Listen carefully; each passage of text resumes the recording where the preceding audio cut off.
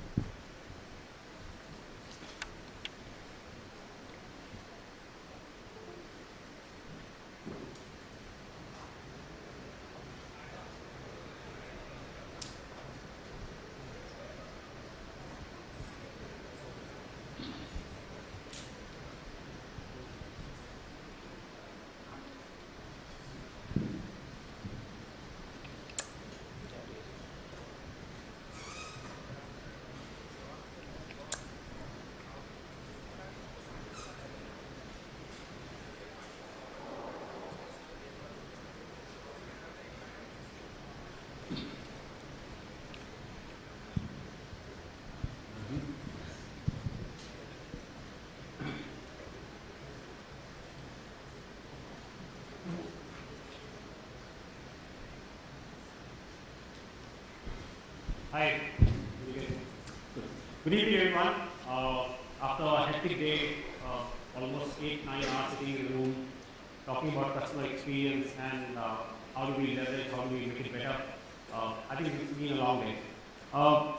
Me and my colleagues here in the panel discussion right now, we'll try to make it, I would say, more of a summary session for you. Try to put everything together, package it in a way that you could take something back home. As a learning, as a session, I would say, which you can inculcate in your day-to-day functioning of in your organizations. First of all, if you look at the topic for today, for our panel discussion right now, it is quite, I would say, including from the perspective that what we have been discussing in terms of how do you create strong, I would say, experiences which could result in terms of having or driving better customer engagement. Obviously, I think that's what every one of us aspire for, who's working, who look forward to work with customers. That's what we aspire for and that's what we look forward to do. Let me kind of quickly start the discussion in terms of inviting, I would say, initial views from my fellow panelists here. Maybe I can start with you, Rajdeep, in terms of what would be your views in terms of how do one ensure that the relationship or the engagement needs to be at a level which kind of drive more customer experience and more better customer experience. Sure, thank you. Hi, this is Rajdeep. Let me quickly start with my quick introduction. I currently work with Eureka Folks and look after the CRM and CX process for Eureka Folks. Prior to this, I had a couple of years of experience in telecom, in marketing, and prior to this, that I used to work for an ad agency, typical marketing, ATL, PTL kind of role. From a consumer experience perspective, today we all know that we live in a world where there are so many brands and so many companies who are trying to do so many things, and today expectation of our consumer or my consumer is also largely set by the environment that they live in, the ecosystem that they operate in. Today, Amazon does something, and we'll have a set of consumers asking certain questions to us. Saying that Amazon can do this, why can't you do this, or Eureka can do this. Today, so we live in a world where the consumers are experiencing various services and things from brands, and some of them make sense for you, you can do it, some of them you may not be able to do it due to whatever reasons. So I think for an organization, and at least what we try to do is we very clearly define what it means or what is the kind of consumer experience that we want to deliver. Consumer may have set of expectations, and we'll try and match it to the best of our abilities. But we need to have a very clear goal from a company perspective, what is the consumer experience that we want to deliver, and gauge yourself or judge yourself against that and try and see are you able to meet those expectations or not. So that's the way we look at it and define it in terms of what is the consumer experience that we want to deliver, and what makes sense for us as a business, as a company, and helps us retain the consumers and continue to grow the business. So that's the way we put it. So defining the consumer experience for you as a company, for you as a brand, is more important than chasing something which consumers are asking, because otherwise it's an endless stage in my sense, or in my experience so far. I think it's a very relevant point in terms of ensuring the capabilities kind of match up to customer expectation. Otherwise, I mean, if you kind of follow what customer expectation is and your capabilities do not match up, then probably you end up something which is not a great customer experience. I think it's a very important point that you pointed out. Mukul, maybe I can invite your views in terms of what your thoughts are on building relationship with customer better engagement. So we bring it from an operation perspective, and we bring it from a tech partner perspective, right? And as we keep saying, we are not in the business of replacing agents. Absolutely we are not, right? And because there's obviously a human touch that's always needed. What we are in the business is assisting the agent to do a better job on the customer experience side of it, number one. The second one is we also are seeing a clear trend that every organization is very tech savvy and tech heavy moving forward. And then the joke goes that you are basically a tech company doing a set of services. As an example, you like Upper Forbes is probably a tech company that is selling aqua, right? And that's how we are looking at it. Or MasterCard is a tech company that's giving credit to everybody. That's how we view it. And our hope is, from a customer experience perspective, we are making it easy on the touch points which a customer has with a enterprise, whether it is through voice, is it through email, is it through chat, WhatsApp, whichever might be the channel. How do you make it seamless so that the overall experience, number one, from a service perspective is making, and secondly, what are the cross and upsell and renewals in case of insurance, how can that be managed? So that we are in that business of helping you augment what else can be done by the agent to help in the process of managing an existing customer or acquiring new customers. I think two important points Google point out from a perspective of building driving engagement. One is there needs to be a model for a hybrid support. So human touch is something which is important and continue. How do you make it much more effective and productive is what technology can support with. The other thing is, we are seeing, and I'm sure everybody who's in contact with the operations now understand that retention of the agents is extremely difficult. We're seeing an attrition of 50-60%, and there is, of course, the incremental pay and structure and great resignation that's coming over. That's one part of it. But secondly, agents who want to do the same mundane activities that they are asked to do on an ongoing basis. So how do you take away some of the more mundane activities and make them do the more intelligent one, which only a human can do? That's the essence of it. And the second part which you called out is, I mean, technology companies focus on their core technology when it comes to building customer relationships, believe me. Maybe I can invite your views on the same thing as well. In terms of your experience, how does taking customer experience help you to build more engagement, especially in case of financial services where you belong to? Thank you, Amitabh. So I think, as our fellow colleagues have been discussing, so the point, what we have experienced over a period of time, COVID has acted as the biggest catalyst in terms of, driving digital adoption or, maybe making organizations nimble to respond to what customers say, right? So at all point of time. So I'll give you a classic example. So during COVID, we suddenly came across and we realized that, the kind of money what we are getting from the nook and corner of the Indian market, not all markets are having that kind of tech this thing enablement where all our customers can use our websites or they can use our mobile apps. But what we found out is that a major percentage of our customers were actually operating on WhatsApp. So being in an organization which was very agile and nimble, we are able to launch transactional facilities through our WhatsApp chatbot, and believe me, we have been able to cater more than 1 crore of customers through our WhatsApp ecosystem, and today customers do transaction through the WhatsApp ecosystem. So I think I personally believe that the way things are moving, it's very important that the customer experience can be actually enhanced much more if you keep your eyes and ears open and be nimble and flexible enough to adhere to what the customer looks forward for. Yeah. Now, I think very important point again in terms of ensuring the voice of customer is heard and understood, and that kind of leads me to ask Rajiv about a related question to you. That what is your views in terms of when customers through their feedback they provide insights to us. Now there are some insights which are very obvious. There are some insights which it takes a while for us for the organization to kind of understand. Does AI technology, machine learning, do they play an important role in terms of decoding that voice of customer and ensuring that is incorporated in our strategies to make the customer experience better? So as far as the customer VOC or the customer information is concerned with regards to any feedback that he gives us, I think volume throws certain amount of complexity. If you are a fairly large brand or a large operation, then there is a certain amount of volume that comes in. And in our case, again, we get like almost 2-3 lakh feedback in a month from the consumer. Now, technology today, at least today, technology is available which can at least give you the initial starting of the communication in terms of what are the broad themes in terms of what consumer is saying. Now, converting those broad themes or information into a real insight or actionable insights, which you can go back to somebody and tell him fix it, is another ball game. And it's been 5 years that I'm struggling at Eureka Works to do this. And we must have seen all those.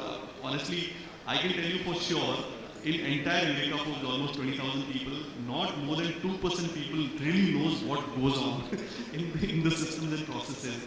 And if you don't have access to those 2% people to really convert that customer VOC into some kind of actionable insights, you as a CX practitioner will have a really struggled for a long time.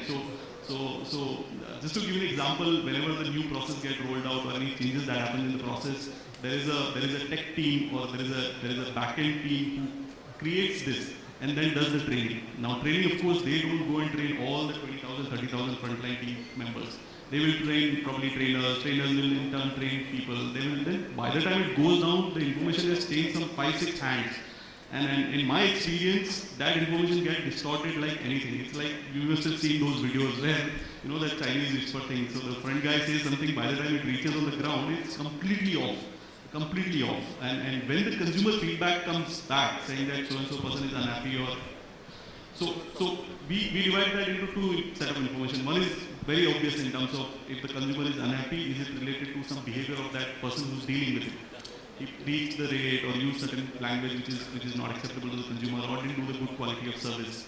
But the most difficult part is the process related things. Why that person was not able to deliver good service? Did he not have the parts in his hand? Now, why parts not reached? Was the shipment late? Was the parts not ordered properly? Was the initial requirement given in terms of what kind of parts are required not given to the factory properly? So when you get into some of those levels of question in order to fix the processes, that's when the things get really complex and very difficult. And in my experience, not more than 2 or 3% people in the organization can really decode a consumer VOC into an actionable insight for certain departments. And given that we are moving into the tech direction, more and more application things are coming, this whole thing is becoming so complex that today, if a customer VOC comes to me, honestly, to really know what happened with the customer today at Eureka Works, it takes me almost 48 hours to really figure out step by step in terms of what happened to the consumer. And some of the obvious ones are which are behavioral, very easy to figure out. Those are low-hanging fruit. I think within first few months you will be able to fix it. But the process-related changes in my experience have been the most complex one. And as the more and more tech is playing the role in this thing is getting so complex that very few people really know what's going on.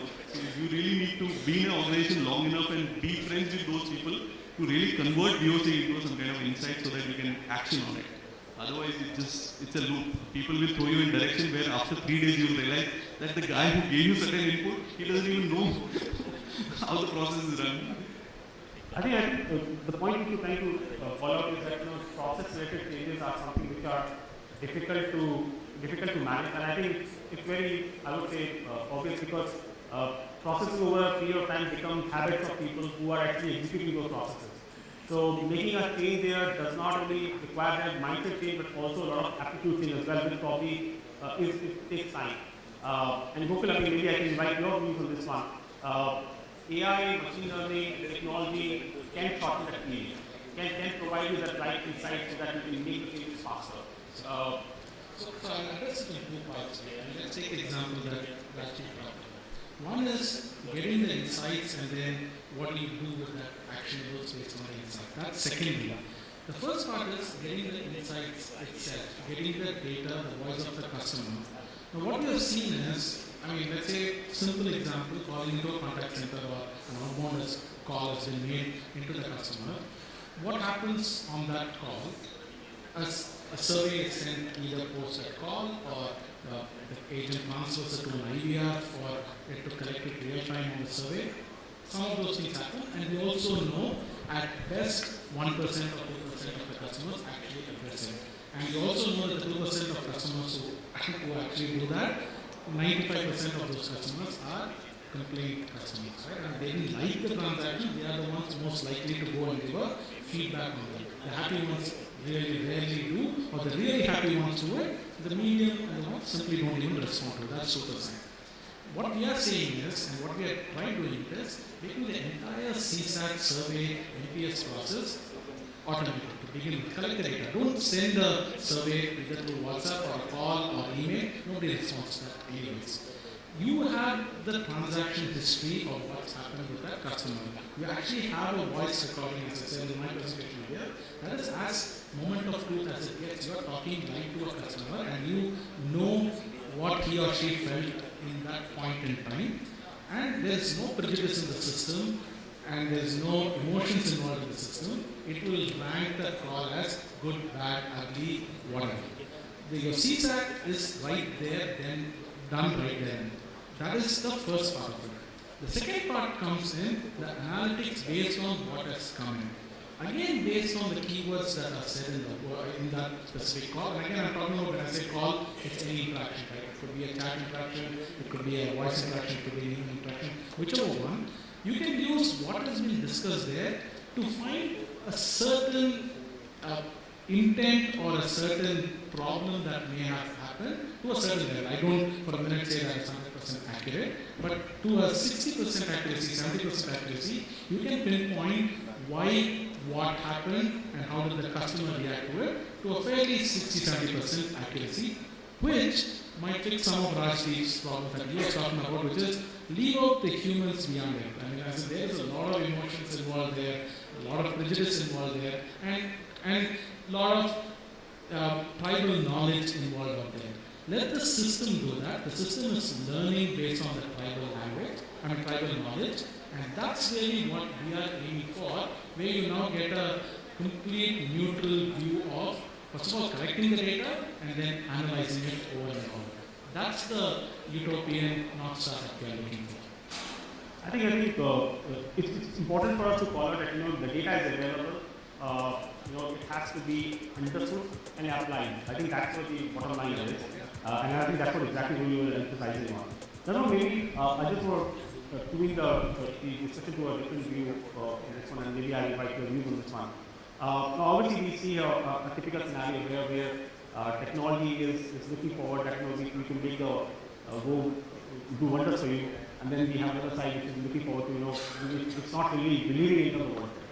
Now, obviously, I mean, customer experience is something which is important to everyone, and everyone wants to provide that premium experience every time in any kind of services. Now, since there are multiple departments, since there are so many units within the organization, how do one instill, I would say, a centralized ownership on the entire customer centricity or customer experience? I mean, how does that happen? Yeah, thank you. So I think in terms of customer centricity, I am a very strong believer that customer centricity has to come top down. It has to be top down, because unless and until the customer centricity piece is not in the part of senior management's area of influence, believe me, it's very difficult to move. Because what happens is that as all our colleagues have been discussing, most important thing is that if it is a part of senior management or if it is a part of the vision of the company, eventually everything boils down the ladder. So what happens is that whatever has been discussed or whatever has been executed or whatever is thought process at the CA level, eventually that boils down in the whole ecosystem. So for anything for customer centric to be driven, first is customer centricity, or that has to be a part of your broader vision. Once it is part of your vision, eventually it becomes a part of your execution strategy. And once it becomes a part of your execution strategy, automatically it becomes a part of measurable matrices of all the departments. So for example, if you see we as a company, right, so we want to be the most trusted and respected asset manager in the country, right? And if you see our mission statement, it starts with that customer is our first priority. And then we begin that, we want to be the best mutual fund. We want to make sure that mutual fund reaches the last mile of the country. We want to make sure that the wealth creation journey is something where every Indian or every the world citizen becomes a part of it. But then it starts right at the top, that customer is the topmost priority. So it has to be top down, it has to be repeatedly. We need to educate people, we need to have that culture, we need to train the people, we need to provide the tools to them, to make sure that they are able to execute what is being expected. And most importantly, you need to align the business and the customer-centric customer service metrics in such a way that the overall objective is being achieved. So this is my take on it. I think you very rightly said. That if you need to get the customer centricity or the customer experience, human customer experience in place, let it start from the top basically. And the confidence that the people at the lower level or middle level would have will be much higher than the senior management side kind of supporting it. Right. Interestingly, today morning we were in a meeting with the CEO of a major automobile company today, and we were going down the chart of here's the ROI, here's the sales piece of it, here's your incremental sales, here's your revenue, here's your service, all that piece you put in from an ROI perspective. And he said, he stopped us right there in the presentation and said, I don't see anything on customer satisfaction. If CSAT is there, everything else flows down. He's like, let's address that. I know it is again, maybe it's the CEO and that's one exception because we also have the ROI problem that we want to solve for. But that was quite, and we're seeing more and more of those coming in where people are saying just getting the CSAT score up, everything else, as you put in that, everything else falls in line automatically. Absolutely. So I think one important thing which is coming out is that one need to drive a better customer experience. Now, do we ever face a scenario that we say that enough? I think we've reached that point that we don't need to do anything beyond. Humans as a species are never ever they don't settle down for anything. So it's only going to get much more. And as you all know, in the last 2 years, we have become much more impatient. We have got much more aggressive, definitely, and the expectation. We give an excellent, brilliant example on how we tend to behave based on whether we are in a 5-star or a medium. That was a brilliant example, by the way, and I am going to copy it in the next meeting I go to. But and that's really what it is, right? People have definitely got more. Especially with now instant gratification, with 10-minute delivery, 15-minute delivery, 30-minute delivery, people are going to get more impatient, and the expectation is going to be extremely high. It's only going to be more and never settle down. So I think you rightly said that the expectations are evolving. The experience which customers want to drive is evolving as well. So it's a continuous process. Now, the question which I have for you, Rajiv, is in terms of how do you continuously keep driving a better customer experience? I think what motivates organizations to continue finding that next level of customer experience? And I'll say this from the personal experience because a few years back when we started this whole NPS journey at Eureka folks, one of the few first questions were asked is saying that what is the number that because the whole culture in an organization is number oriented and target oriented. So obviously the first question was that what is the number that we want to target for? And then there are a ton of reports on online where they tell you Google is at so and so, Apple is at so and so, this brand is at so and so, and obviously that becomes your whether somebody says it or not, that becomes your goal, saying that this is what you need to do. You want to be the next Google of India and all that kind of thing. So, but I think we deliberated it quite a bit. We first we said, okay, let's look at what is my current score in terms of where do I land, given that the experience that I currently deliver, and form that as a baseline, and then say, okay, Of course, I want to be Google, or I want to be at 70 or 80 or whatever that number is. But I'm not going to jump in 3 months from say 10 to 60. So then we look at it realistically and say, okay, what is it that I can fix it? And for us, that's where the detailing becomes very critical in terms of saying that, okay, fine, if my NPS score is 10, and again, we don't do it at an organization level, we have to do it at a transaction level. So if I'm doing a 10 types of transaction, for each transaction I will measure it, saying that for my sales, what is my NPS, for my installation, what is my NPS, for my complaint, what is my NPS. And we define that baseline, and then we say, okay, if I have to improve this baseline, then what is the best thing that I can improve and how much can I improve it by? Now, some of the improvement, of course, if I have 5,000 technicians and I'm getting, say, 7,000 calls or 6,000 calls because of the optimization, suddenly if I have 10,000 technicians, I'll be able to spend more time. But that's not realistic for us to really overnight turn, technician numbers double. So we put a very realistic number saying that if business has to grow so much, if my field force has to grow so much, if my capacity is so much, then what is the NPS I can expect or deliver, the legroom that I have that I can deliver it on. So we started defining on year basis and say the percentage improvement in each of these transactions that I'll bring in. So if I'm at 10, can I go to 15 next year? Can I go to 21 year after, 25 year after? And that's how we built it, and over the years we've been constantly improving. And so for us, this metric is largely internally, introvert. We don't really look at it outside stores, we don't really look at it. And we correlate this information with a lot of other periphery information in terms of saying if my NPS is improving, my social media complaint should come down, my ORM score should go up, my lead conversion should improve, my business conversion should improve, my cross-sell upsell should improve. So if all of these numbers are moving in same direction with a certain amount of correlation, then I know that things are improving. But if only NPS is improving and nothing else is improving, then I know that people are gaming it. If everything else is improving and NPS is not improving, which I know that I don't have the right metric to measure it from. So we look at it in that perspective and then try to improve it year on year. So I think it's time for us to kind of wind up in a way. But before we wind up, I just want to quickly hear from all three of you. What would be your top 2 or 3 mantras for the team to carry along with them today, so that they can be successful in terms of defining and modeling customer behavior, customer organization, the customer experience in their organization?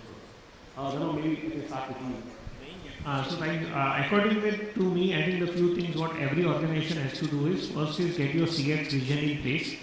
Get your CX vision in place, then eventually subsequently have your business and CS metrics aligned. And most important thing is, for entire CX team or customer teams handling this thing, the only thing you need to make sure is they build in enthusiasm and they don't do it for the heck of it.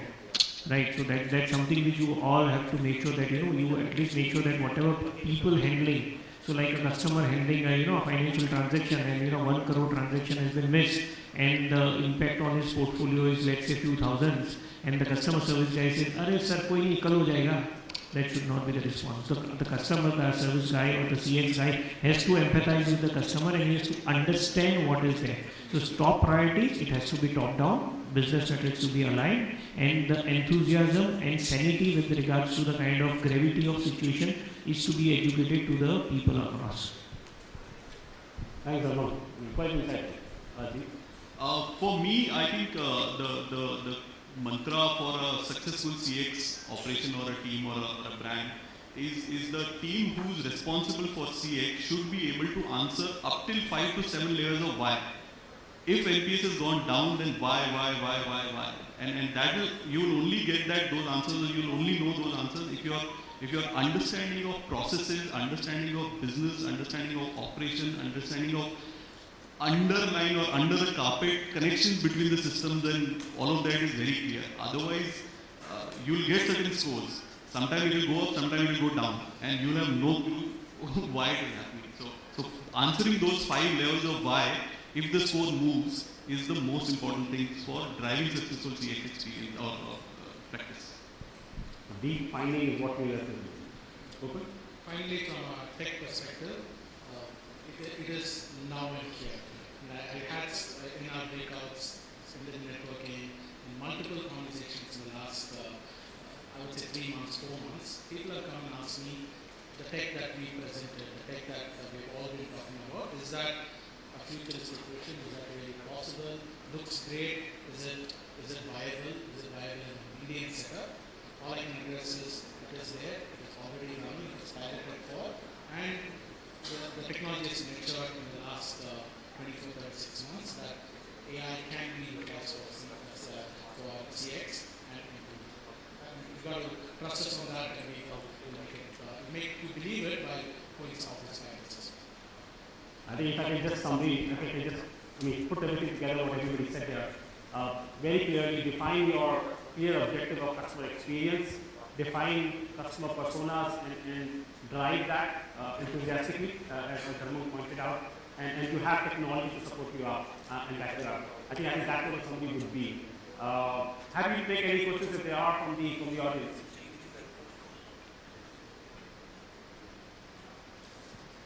Any question? Over there, behind.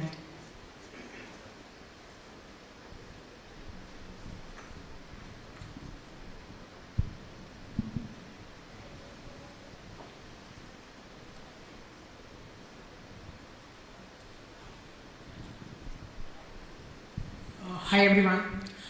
My question is about the very basic aspect of NPS. So I have been hearing everything that we discussed, and I find a lot of things which I can kind of apply to the NPS that my organization follows. It's a very basic thing that I'm trying to look at, and you all being an expert and well experienced maybe can help me. One of the biggest challenge that I have is my promoters are rating me detractors. It's purely basis because of the rating scale that we have. We have kept the rating scale very simple, just the way it should be 0 to 10. But I yet see a good number of customers whose comments show that they are promoters, they are extremely happy, yet they give me a detractor or a passive. We also tried making slight change in the rating scale, including icons which is happy, non-happy, kind of between the 0 to 10 scale. But the improvement is like very, very minimal. What do you think can be done, or what can be the cause of it? Any idea on that will be helpful. I can tell you how we can avoid it by not having you send a survey for them to rate you, rather than just rate the interaction itself by what I discussed. And if you have a speech, a recording of what you discussed, the system can rate it for you so that you will know how they felt in the call. And as I said, 85%, 90% of the time, the system is accurate to judge what the customer sentiment is. So you're completely taking it away from what the user is saying. For example, and this is a very common thing, right? When you rate between 0 to 10, most of us will do it 7 to 8, right? When you like the person, you don't want to be too mean to them, you'll always do 7 to 8. That's what you do. Unless you have exceptional service, nobody goes 9 to 10, or unless it's terrible, nobody goes 2 to 3. 7 to 8 is what most people will do it. I'm saying take the judgment away from them. I mean, you also, when the person is addressing it, the emotional state of that person while he or she is giving that survey might also be dependent. So don't do that, just have the system do it. There's one way of addressing it, but I'll let the experts on operations talk about that. Yeah, so we had this similar problem when we started the NPS journey a few years back, and this is the typical feedback that we'll receive from the field, saying that here is a customer who's giving you 6, but if you read his comment, he's very happy about the service. And as for the NPS scale, 0 to 6 is a detractor score.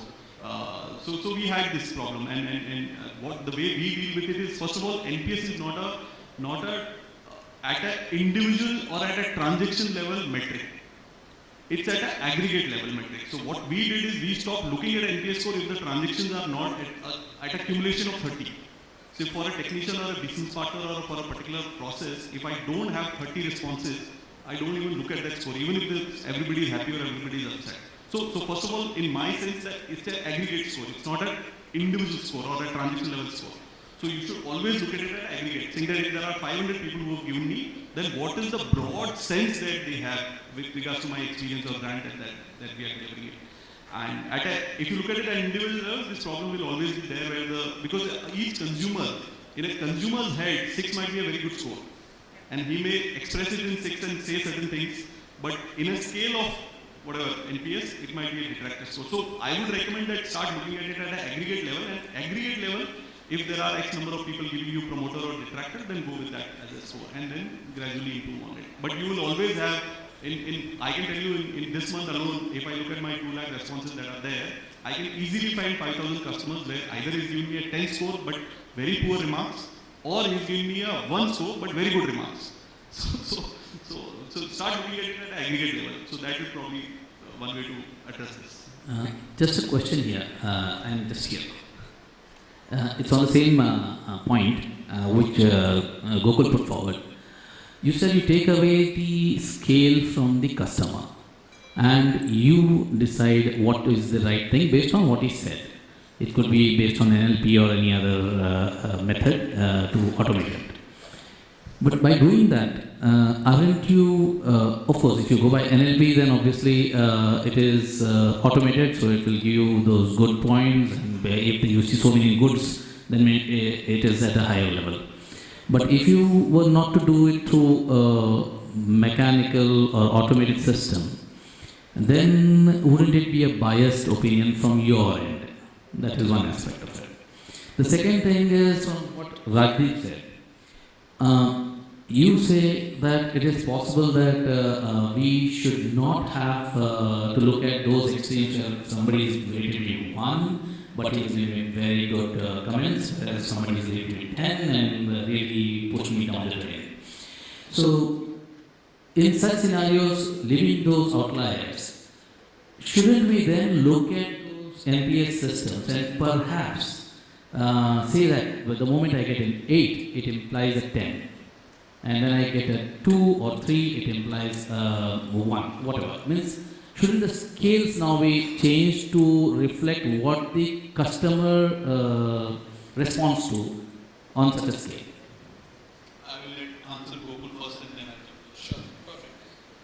Like I mentioned, you are removing the bias while doing the AI and NLP piece, and I don't know whether I miscommunicated, but the bias is removed because the AI and NLP is doing it on top of the call. There is no intervention by anybody, purely based on what's happening in that transaction. I say call, but purely based on that transaction, the bias is removed because the system is looking at not just, in the case of a speech call at least, it would be based on what is said and how it is being said.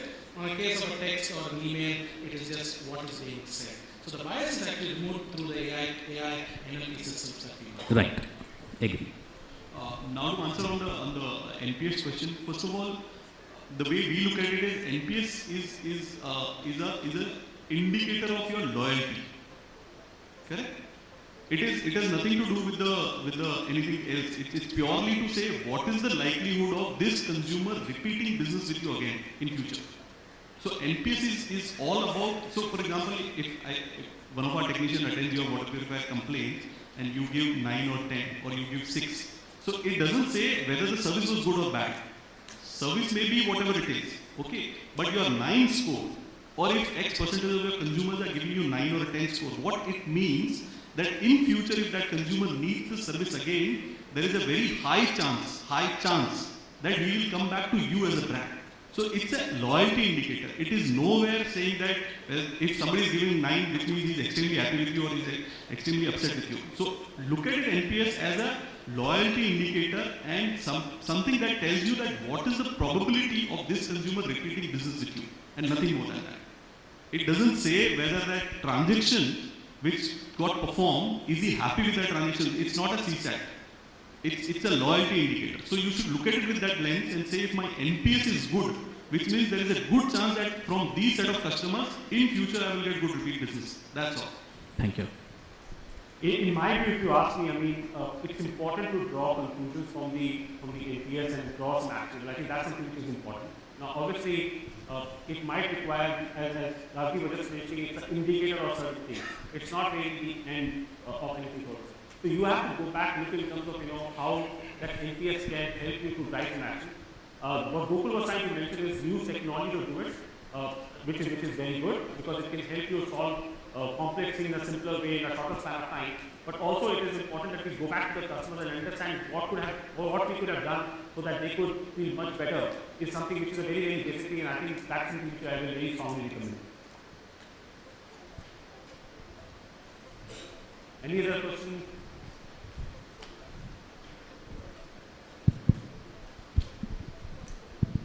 Yeah, I think this NPS survey and this customer feedback, so I think it depends also on the industry we operate. So I'll give my background. I was in healthcare for around more than 10 years. Used to serve MRI, CT scan, all these machines. And where you have, service contracts and all, where one contract will be even well 30 lakhs, 40 lakhs contract, okay? And the industry where I am now, there into multiple different kind of business we handle, starting from pharma, biopharma, then government business, steel factory, then all these things we handle actually, okay? So I think in our case also, the kind of service business and service contracts and feedback we get, so for our case, we cannot remove or any kind of NPS customer feedback. We go through each and every feedback given by customer, and we talk to each and every customer who are below like 8, 7 decibels we talk. So I think that depends on the industry you play and how much importance you give to customer feedback. That way I think. So more or less volume game definitely. I agree with water purifier, some companies, huge volume is there. You can't go through all these feedbacks in customer. But if you look at some other industry like healthcare and all, it's like, it's like do or die. Like you can call it morning 4 a.m. and customer calls you nicely, please send somebody in half an hour. You say nothing. I mean, simply have to go. And those customers, when they give feedback to you on the service part, you cannot just say that I got so many feedback, I'll just remove this. So I think it more depends upon the industry you operate and the customers you handle actually. Or you utilize technology to make it much more slightly more Correct, yeah. And I agree with you because within Eureka Homes also we have a fairly large B2B business and we really try to force fit this B2C NPS model to B2B and it through all kind of anomalies and we were not able to. So finally we had to shut down NPS within our industry for B2B business. And we are now exploring other solutions to see how we can engage the B2B customers. So I completely agree with you. This was conceived as a large volume, large transaction, large brand kind of a loyalty indicator. It surely doesn't fit into a lot of business processes that I completely agree. Yeah, correct. Thanks, thank you. Any other question?